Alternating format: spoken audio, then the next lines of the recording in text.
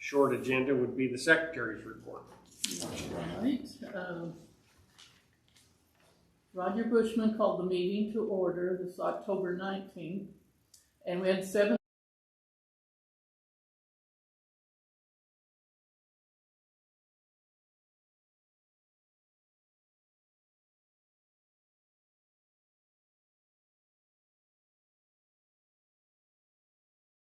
Joan Lindstrom gave the treasurer's report. Judy Caney stated that Paul Norwine will do a plaque for Charles Halleck.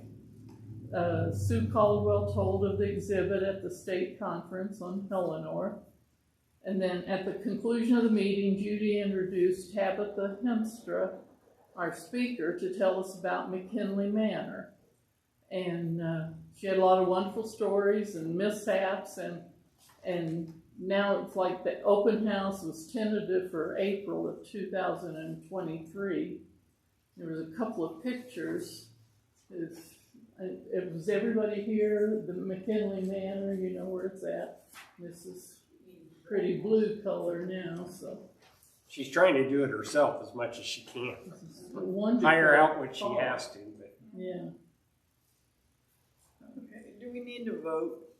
No. Since we don't even have a quorum. Let's just go through it. The treasurer's report is in front of everybody. Have any questions, let us know, but looks like we still have money in our account, Joan which is said always a good thing. we can contact her if we have a question. And the cemetery walk even made us a little money this year. Well, we always do, except for the first year. Very good. But I need to get a message to her. The next on the list is Linda Bushman.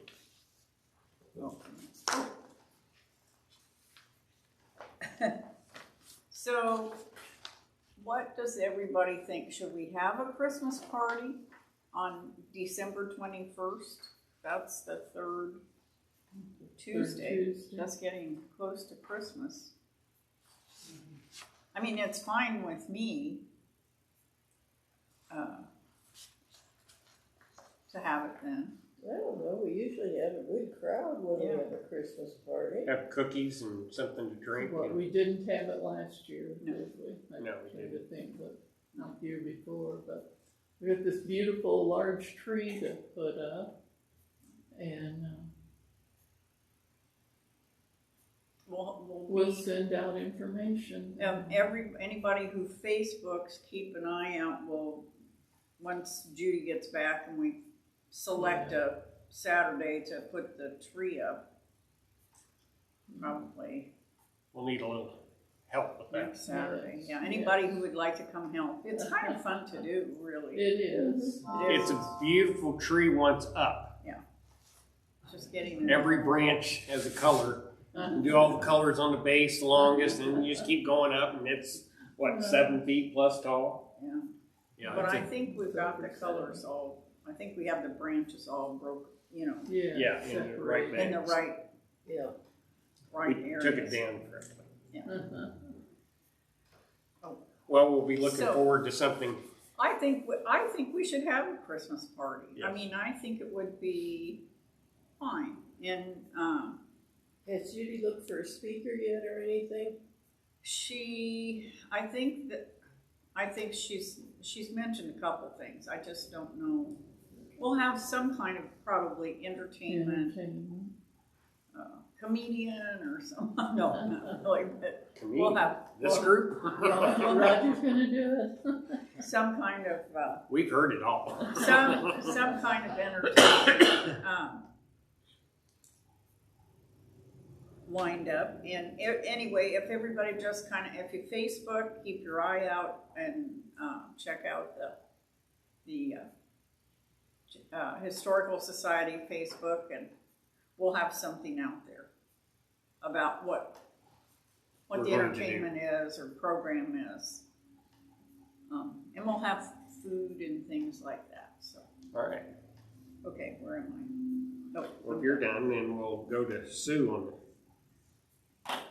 her news. Okay, well, there's a couple things that they've been going on behind the scenes. Received a call from a Tim Colvig from California. He's the great-grandson of George Marshall, who was owner of the Rensselaer Republican sometime around 1900 or before that. And George is the father of Edison Marshall, who was the famous author from our county. His sister-in-law was Jessie Bartu. I have seen Bartu photographies, signs on different photographs we have, but I didn't realize Bartu was a woman.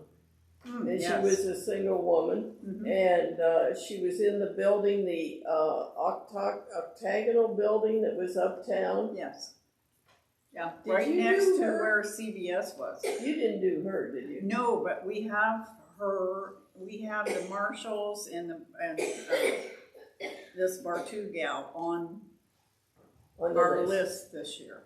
Well, anyways, it'll be interesting to see. There's other materials that are coming. He has given us all of the original photographs they have of her. And then he called later and said his sister also has a collection of JSA's photographs, and we're getting all of them. And she passed away in 1900. So all the pictures will be of the 1890s and later. How exciting is that? It's fabulous. I'm so excited about this. Oh, He sent me some samples of the work, and my printer isn't a very good printer. But there are, in the bottom case, display case over there are some samples of her work. And she ran a studio under 3 different names, at least 3 different names. So we'll learn more about those later. Then we had the second visit, a couple, Doug and Naomi McCracken, visited from North Carolina. Very sharp couple, enjoyed the visit immensely. They were at the library, and the library called and said, can you see this person? Doug attended Norwich College, where Robert Milroy attended. He was also on one of the boards there for 20 years. What they are trying to do is gather an index of where everything of Milroy's is. And they have now been to Rensselaer, they've been to Frederick, Virginia, or Fredericksburg, whichever it is there. They have been up to the college, of course, and seen their collection. I'm supposed to get a call from officials from Norwich. Haven't had it yet. To see what we want to do. And while we were there, we looked through some of the things in this display case, found some wonderful things. We had about 8 carte de vistas, little photographs from the Civil War era in the display cases, but there were an additional 40 of them in this case. And so right now I'm going through and making a list of who, there's 2 of General Butler, so I'm trying to, find out who General Butler is. There's one of Edwin Stanton, who signed that document naming Milroy as Brigadier General of the Volunteers and that type of thing. So this could end up being a very interesting project, but we will need volunteers to help with the indexing. Tell them about the Lookout Mountain picture. Oh, well, yeah, we have a postcard up here of Milroy and a staff on top of Lookout Mountain. And we have a bunch of the cards. They pass those around to a lot of different people. But in the drawer there is what looks like probably a negative of the picture. And that is just the very top of the picture. 3/4 of the picture shows the side of the mountain, and it shows how high up they are on the top of the mountain and looking about straight down. So that's going to be an interesting one that we need to get a copy made from the negative. That's neat. That whole thing could make a very interesting Vintage Views story too. I bet article. Mm-hmm. Well, they were amazed at what we had here too. And they were blown away. They didn't realize how much we had. Wow. And so, he went through all of the documents we had, and, all the cases, the chest, and everything. That's so neat. So he was impressed, I think, with our collection. Very good. And we were very impressed with his knowledge. I'd love to spend some more time with him learning about Milroy.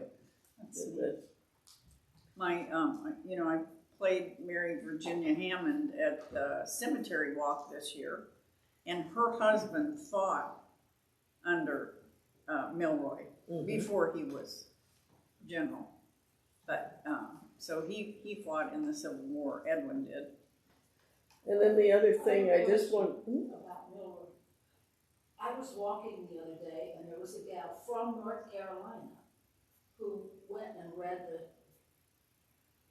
That was probably Naomi. Okay. She didn't tell me who she was. She just said, "I'm here because my daughter had a meeting to go to for 3 days, and I'm babysitting." Oh, So maybe that was somebody else. yeah. Okay. Well, it was kind of interesting because I didn't think about where they lived in North Carolina. And my daughter has a house in North Carolina, so she started looking them up on the internet, and she said, "Oh, they live in Mooresville, right where their house is, and not very far from where their house is." That's not where this gal said she was from. Okay, well, that was somebody different then. And the other thing I think we should mention for the record, there were a whole bunch of us served as guides when the students toured the courthouse. Well, there were some public people there, but mainly students the other day. That was really interesting to do that. How many kids do you think you went through? I think there were 350. I think that Judy, someone put on Facebook 400. Okay, I figured 350 or because the In two that area. KV groups, each group was 125 students for each group, They and were then trying to do 10 students per guide. yeah, and then there were, I think it said 29 from St. A, and then I have no idea of how many 8th graders. It seemed like there a were a lot, lot of 8th graders. but maybe it seemed like a lot because they were bigger than 4th and 5th. Yeah, but when they were standing there, I mean, they took up that whole entrance. There were quite a few. I suppose they asked a lot of questions too. Not the 8th I graders. said, we used to do 150 graduations. They were So exhausted. I would say they're But I was really, more. I was really impressed with the behavior of the kids from like the Christian Covenant and St. A schools. The 8th graders were noisy. They didn't try to be quiet. I think they were exhausted. They had been up to see the cranes, and then they went to someplace. They kind of crammed their field trip in 1 day. One day. They hadn't been on a field trip for like 2 years. And so they took them to see the cranes, and they took them I can't remember where the second place was. I can't remember. Yeah. Either. And then to the courthouse. So they were, by the time we got them, And They it were was the probably very pretty end of well the day, finished, and they yeah. were tired. and had to walk back to school in the snow. But I had a couple of them that really asked some good questions. But I did from all the little kids. I was very impressed with some of the questions the little kids asked. They really paid attention and behaved well. It was amazing. My best question from the small one from St. A, we were in Judge Bailey's courtroom, and just everybody, their hands up, asking questions. And the little girl, I think it was, do you know Judge Judy? So that got a laugh at That's so cute. Is that all Yes, For- that's for now. for now? Oh, wait a minute. Sorry, changed my mind. Oh, yeah. If anybody wants an ornament with the building for Christmas, let us know. Are you just going to read Judy's? Yeah, Judy Caney, the county historian, has attended Zoom meetings that include 2-hour lectures on Indiana limestone and an hour lecture on oral histories. Mm-hmm. And now we're ready for old business, starting with the cemetery walk. Anything going I'm on kind there? of going blink because I can't really think of anything we need to talk about the cemetery walk, except we When's your meeting? Made money again. It's really our best fundraiser. We really come out. How much did you make? Over $2,000 again this year. That's Clear. That's fantastic. Yeah, it's amazing. But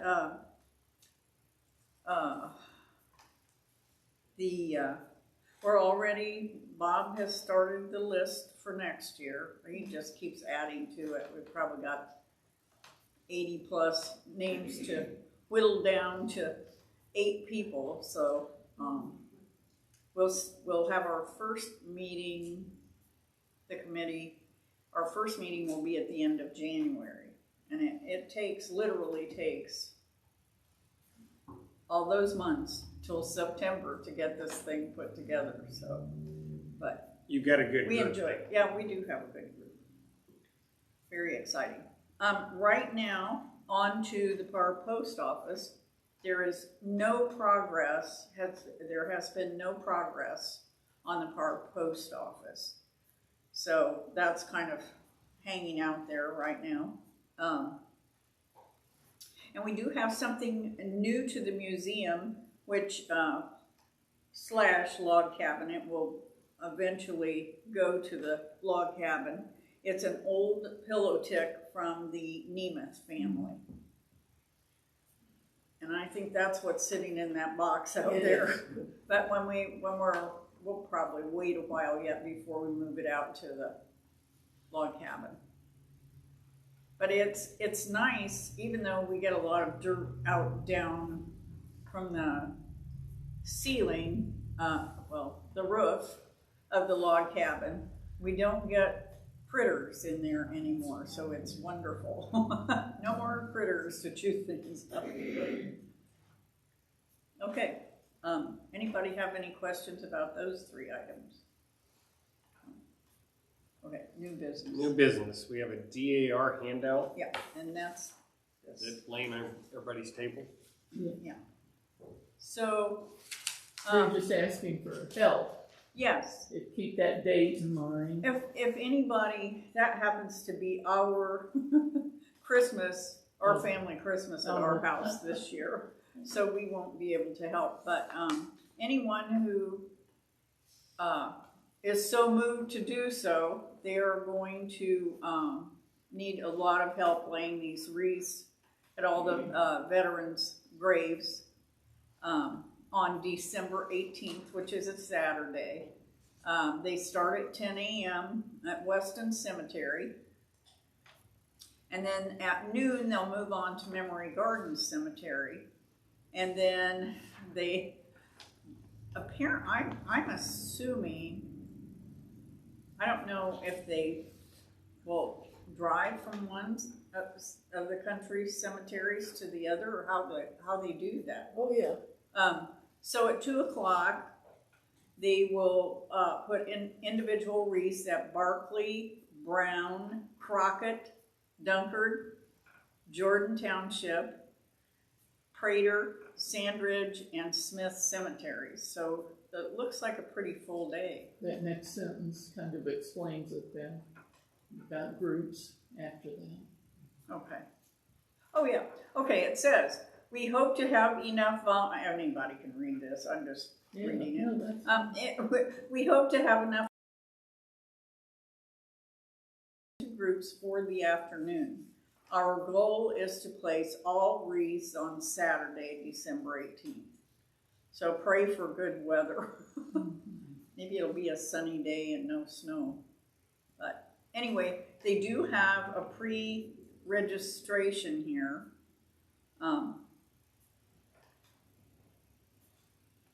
So, and this is the one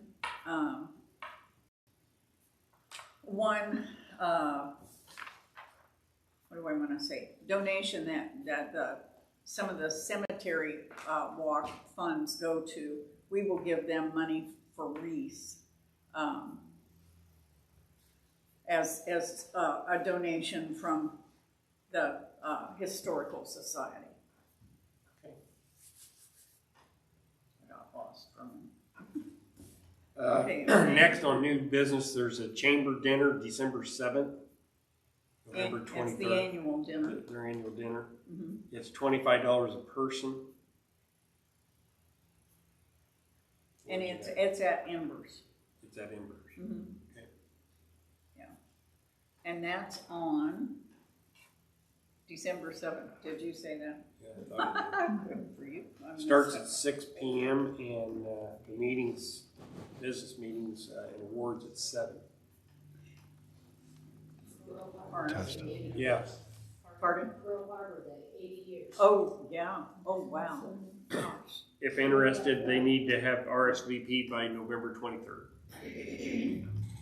So, okay. There is no January meeting. Too bloody cold anyway. But there will be a February meeting, and we'll have, who is a guest speaker? Adam Alson. He's going to talk about Appleseed childcare, which I think will be a very interesting meeting, so people can get a better idea of what they're actually trying to accomplish.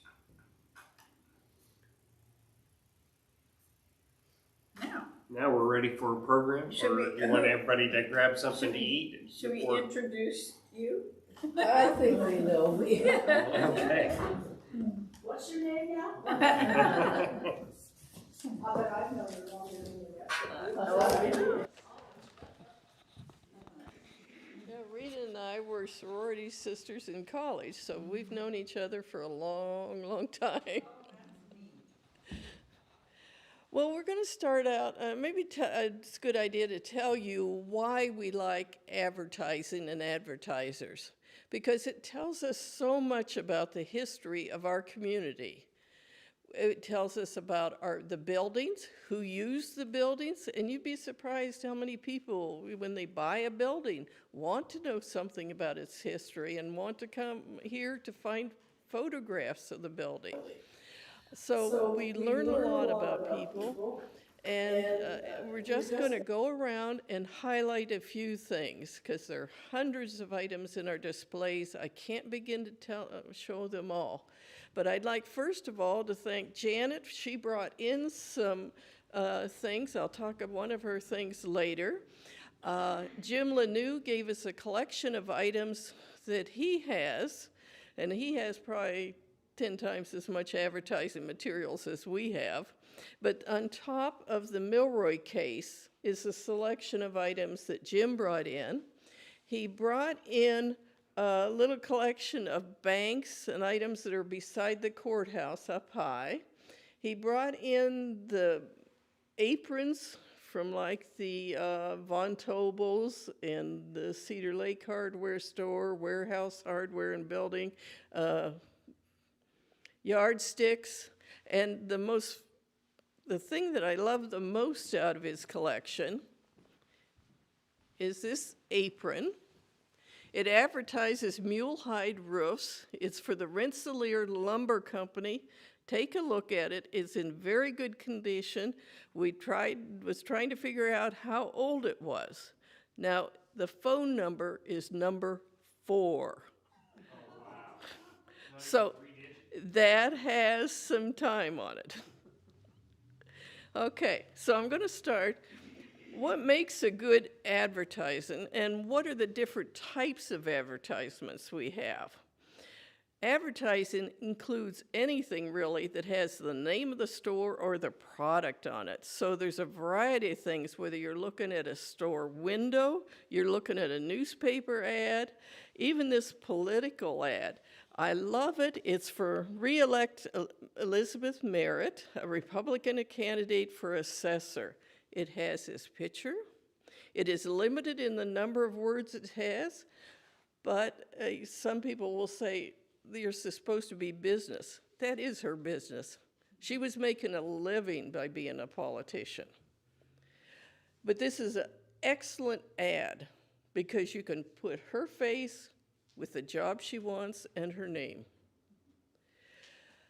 Advertisements should not be wordy. There are a few exceptions, but most of all, you're expected to remember the name of the place and what they produce or what services they provide.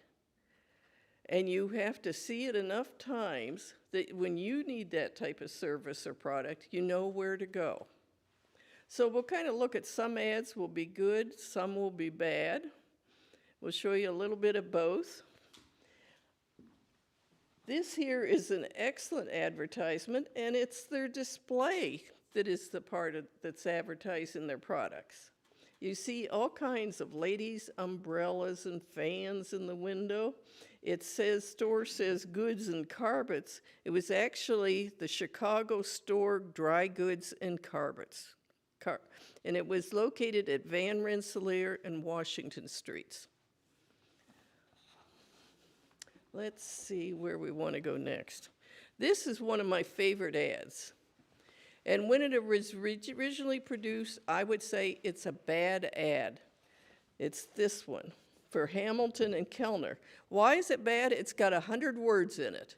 It was in a yearbook. Now, how many people looking at a yearbook are going to spend their time reading 100 words? Not very many. But the thing is now, it's wonderful because we have almost a complete inventory of everything they sold.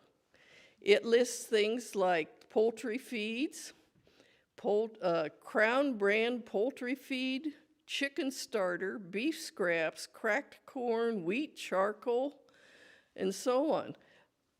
It's a terrific ad. Now, Hamilton was Lewis Hamilton, who owned the newspaper. Conrad Kellner was mayor of Rensselaer at one point. I never knew that they owned this store till recently.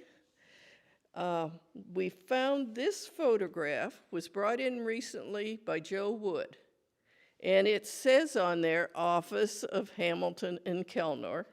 It shows coal bins in front of the store because they sold both types of coal.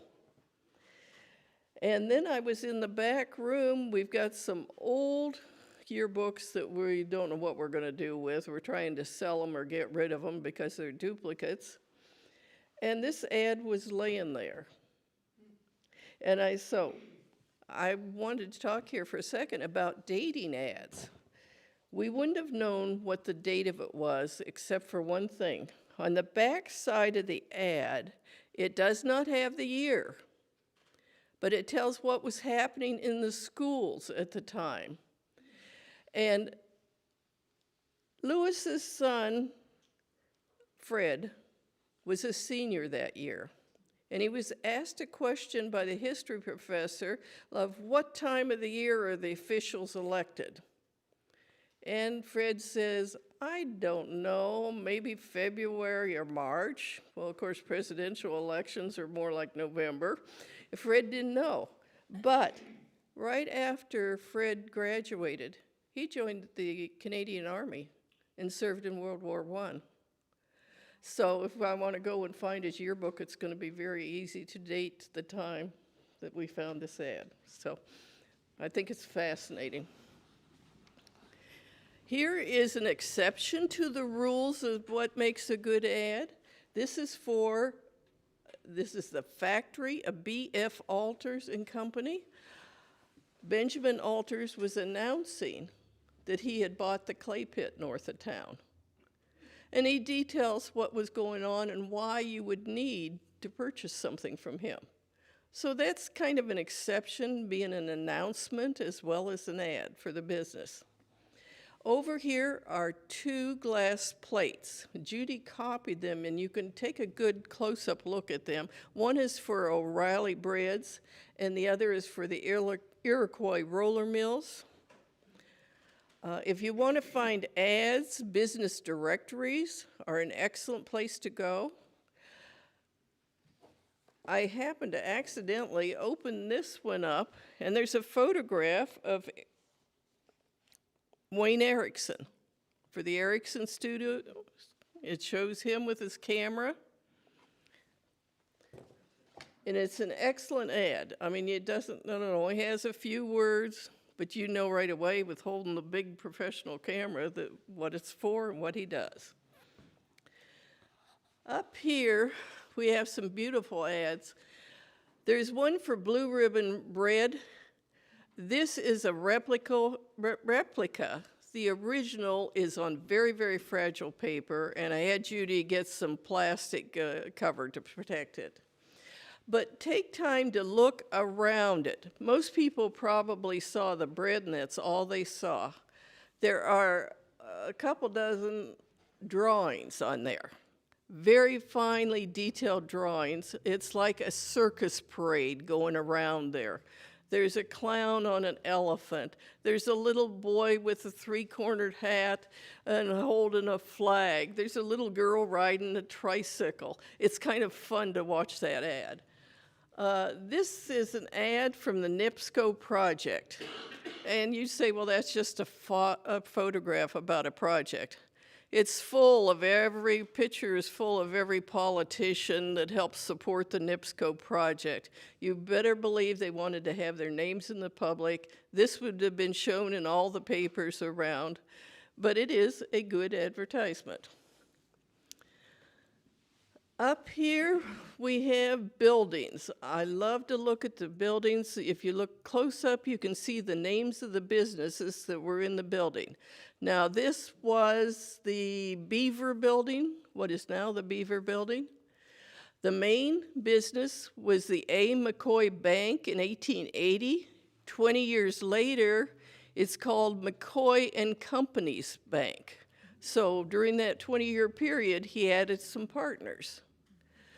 I'm going to have to look at it. It had the law offices of Charles Spittler, Curry, and Foltz on the second floor. On the side, there was an American Express agency. And next door was, I don't know how to pronounce the name, Tututer, T-U-T-U-T-E-R store. Now, in the 1900 photograph, the store next door was by Porter and Yeoman. So I'm not familiar just which Porter and Yeoman owned that store yet. I haven't researched it enough.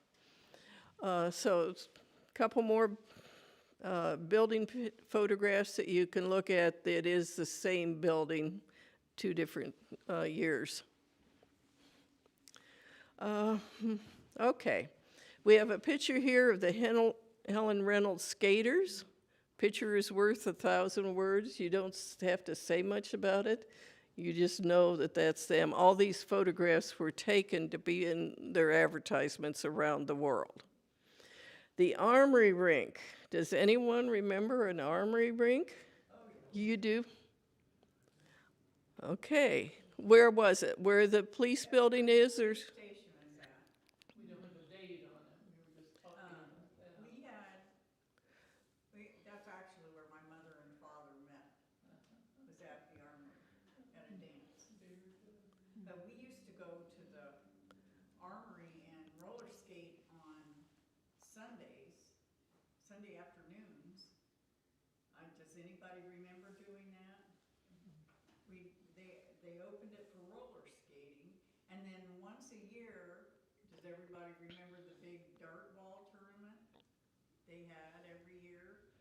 The churches had all these dart ball teams. Yes. And then the final tournament of the year was, and that place would just be packed with people. Okay, thank you. Janet found this photograph in our collection, and I absolutely love it. It is for P.W. Horton Music Store. It shows Perry Horton standing in front of his store. And it says on it that Perry played for the silent movies at the Old Palace Theater. He was a piano tuner, and he was a champion marathon piano player. He played for 36 straight hours one time. I thought that was fun. It's hard to imagine something like a business receipt being considered advertising. But this one explains why it is. The Chamberlain Ice Cream Company, it says here that was formerly the Rensselaer Ice Cream Company. And he goes on to talk about his ice cream and ices that he has for sale. So advertising takes many different forms. We have an envelope from an E.E. Smith. I don't know what his name is yet. I haven't had time to research it.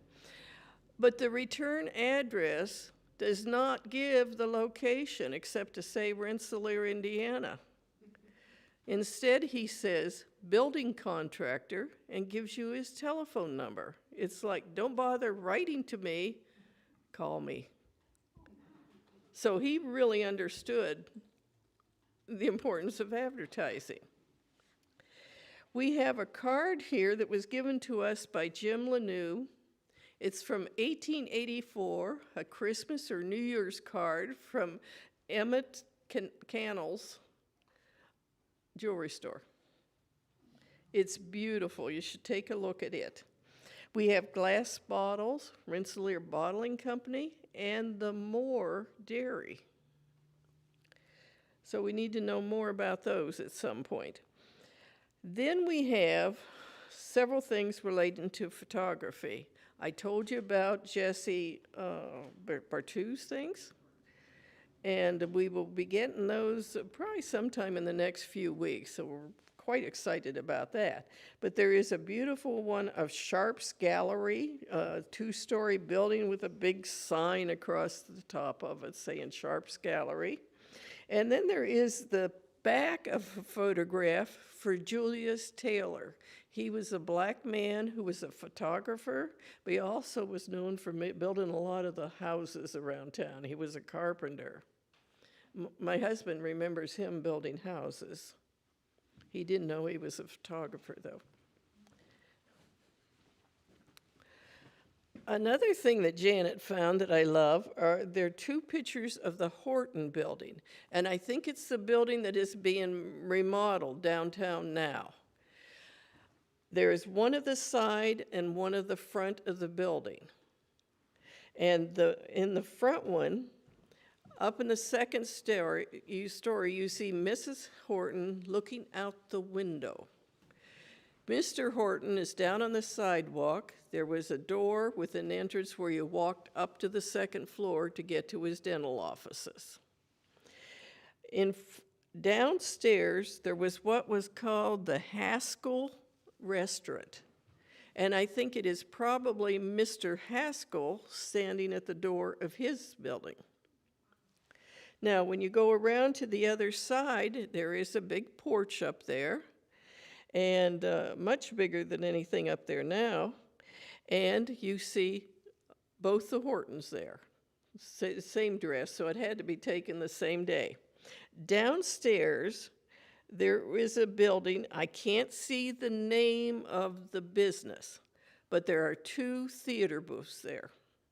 So I don't know if it was a movie theater, but there are two posters on either side of the door, and they are both about the third annual Rensselaer horse races. I have never heard of the annual horse races. So a lot of the things we're finding here are things that we should, start researching, learn a little bit about. There's some buildings here, W.J. Wright, The Undertaker, and the nice thing about the picture, it's nice to know where the business was, but they're starting to brick the streets. They were dirt streets up until that time. So that's a good one. These are pretty much self-explanatory, the bags of feed and the flour from the roller mills. This is from a J.C. Gwynn and Company building hardware store. I wasn't aware of that one. Now, Janet brought in the Sundowners. That was made by Steve Kingman. And they played music. This ad, they were playing at the VFW building. And Mike brought us a list of everybody that played in it. Mike Kingman, Pat Kingman, Steve Kingman, Ed Best, Jack Warren, Ron Wagner. And then she also brought in like a business card for the Sundowners.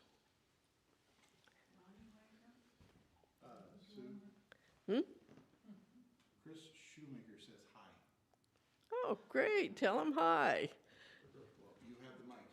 Okay, Chris, glad to know you're listening in. In case any of you don't know, Chris Shoemaker was the one that found out about Eleanor. Okay, next we've got the advertisement for the Time magazine. It was when Halleck was minority leader of the House, and we have the original magazine down here, along with some of the other things that Halleck used for advertising for his political campaigns. Charlie's brother, no, Charlie's nephew just passed away 2 days ago. I didn't hear that. Over in Winnemac. Okay. Another one of the things that's a very good advertising sign is I'm going to take this down so anybody can see it. It's the Kurtz Printing Company sign for outdoors. It's great. You can see it. It's in big print. You walk by that, you knew exactly what they were doing at the store. They were printing the Jasper County News, and if you wanted something printing done commercially, it's there. That's a beautiful sign. We have a business directory page, and I don't know what paper it was out of. Unfortunately, it's so bad looking that I wasn't going to put it in the display. And then I got to reading it. And I love some of the ads. B.S. Fendig, which would be Benjamin Fendig. He's a dealer in hides, furs, game, wool, eggs, and junk. They call it treasure. Yes. M.L. Hemphill, fine horseshoeing, blacksmithing, and woodwork. All work guaranteed, first class and cheap as the cheapskates. Okay. Hemphill was in the building behind our hood, so that where the CTS tire was, they tore the building down, and we do have about 20 or 21 ledger books from that store, and it's a treasure because they covered the period from like 1890 to up into the early 1900s. And so it's a replacement for the 1890 census, which was burned. But anyways, take time to kind of look through this and read what the ads are. They're fabulous.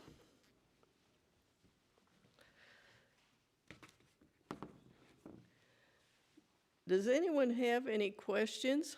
I'd like to just leave some time for you to just walk around the room. I really encourage you to see what's here. And if you see something and you have some information on it that we might not know, let us know. I learned a lot doing this. I went home, there's a set of salad spoon and forks over there that were given out in 1961 by the Hunter Feed Store. And I asked my husband, do you know that? I don't remember it at all. In 1961, I wasn't here yet. I came in 62. And he says, well, you knew Mike Hunter. And I said, well, yeah, I did. I didn't even connect him, but it's his parents' business. And Jim says we sold a snooker table out of our pool room, and they took it. Mike drove the company truck up to Fort Wayne with it to deliver it for us. So, you know, if you have any personal stories about any of the things in our collections, let us know. I looked at the NIPSCO picture, and I don't see my grandfather's picture, but I used to hear that he heard that NIPSCO was going to buy this ground, and so he bought it and then raised the price and sold it to NIPSCO. That's... I don't know if, you know, I don't know any more details, and I thought, well, maybe if he's in that picture, then, you know, that justifies something, but he's not in it, so. Well, I mean, we could always check the title records, you know, and it would verify whether he did buy the property or not. I don't know if we'd find the price in there, but you never know. That's a good one. Okay, I think that's all I have then tonight. But thank you. we have? And now we have, You know, you should thank Chief Industries for giving us it. Did anybody notice our New little Headless creature Horseman. back here? Oh. The Headless Horseman from the Scarecrow Walk. Chief Judy took a liking to it, and so Chief Industries, they gave it to the Historical Museum. So we're going to get it fixed up so it can sit outside during the month of October. So we'll have our own Halloween display. I saw it when it was first out there, and I just loved it. It was so black, and I even had to touch it and see what it was made out of. And then later on, I went back, and I was just disappointed that the sun had faded or the rain or something. You could tell it was worn, but it still looks nice. Yeah. We've got the rest of it in the back. We have to I know, figure out there's where more we're going to to. it's tall. There's How a and tree where that we're- goes with this display, and it's big. And so hopefully I'm going to get the furnace room cleared out because it's got very tall ceilings in there. We can clear out some of the cleaning products in there and store it in the furnace room. That's my goal, is to get that moved into there. But they offered to give it to us, so I jumped on it, and we came up here and took the display down, and I brought them right over here to unload it. So that's how it got here very quickly. The only thing they asked of me is to take off the Chief logo they had on there, which I did that evening and took it back to work and gave it to them. So they were very happy. Thank you, Chief. Yes. And if you don't know, they can do about anything, but that's all done with the plasma cutter. It's just, if you can draw it, they can cut it out.